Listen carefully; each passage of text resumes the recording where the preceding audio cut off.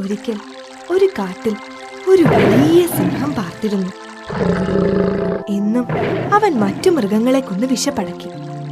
ഇതിനൊരു പരിഹാരം കാണാനായി എല്ലാ മൃഗങ്ങളും ഒരുമിച്ച് സിംഹത്തെ ചെന്ന് കണ്ടു.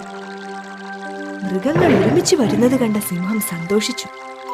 അവൻ വിചാരിച്ചു, ഇന്നെനിക്ക് വേട്ടയാടി പിടിക്കേണ്ട ബുദ്ധിമുട്ടില്ലാതായി. മൃഗങ്ങൾ സിംഹത്തോട് പറഞ്ഞു, അല്ലയോ സിംഹമേ, അങ്ങ് കാട്ടിലെ രാജാവും ഞങ്ങൾ പ്രജകളുമാണ്. ഞങ്ങളെ ഈ വിധം കൊന്നു തിന്നാൽ അങ്ങേക്ക് ഭരിക്കാൻ പ്രജകളില്ലാതാവും. അങ്ങ് കൊട്ടാരത്തിൽ തന്നെ ഇരുന്നാൽ ദിവസവും ഓരോ മൃഗങ്ങൾ വന്ന് അങ്ങേക്ക് ഭക്ഷണമായിക്കൊള്ളാം. സിംഹം വളരെ സന്തോഷിച്ച് അവരോട് പറഞ്ഞു, ഏതെങ്കിലും ദിവസം നിങ്ങൾ ആരും തന്നെ എന്റെ ഭക്ഷണമായി വന്നില്ലെങ്കിൽ നിങ്ങളെ എല്ലാവരെയും ഞാൻ കൊല്ലുന്നതാണ്. ഓരോ ദിവസവും ഓരോ മൃഗങ്ങൾ വീതം സിംഹത്തിന്റെ ഭക്ഷണമായി ചെന്നു. ഒരു ദിവസം ഒരു ചെറിയ മുയലിന്റെ ഊഴമായിരുന്നു. അവൻ മറ്റുള്ള മൃഗങ്ങളെയും തന്നെയും രക്ഷപ്പെടുത്താൻ ഒരു വഴി ചിന്തിച്ചുറപ്പിച്ചു. മുയൽ സാവധാനം സിംഹത്തിന്റെ സന്നിധിയിലെത്തി. സിംഹം അലറി, എന്ത്? എന്റെ ആഹാരത്തിന് ഇത്രയും ചെറിയ ഒരു മൃഗമോ? എല്ലാ മൃഗങ്ങളെയും ഞാൻ ഇപ്പോൾ തന്നെ കൊല്ലുന്നുണ്ട്.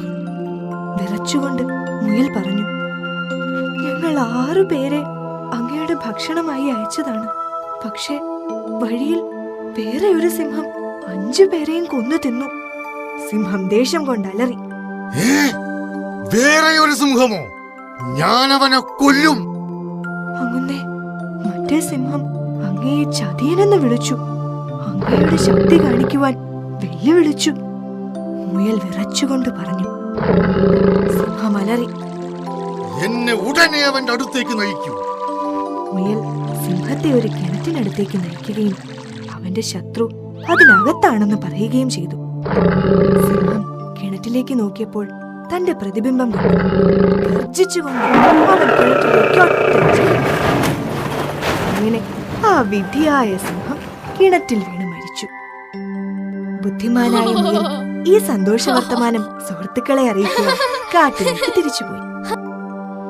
ശക്തി തോൽക്കുന്നിടത്ത് യുക്തി ജയിക്കുന്നു.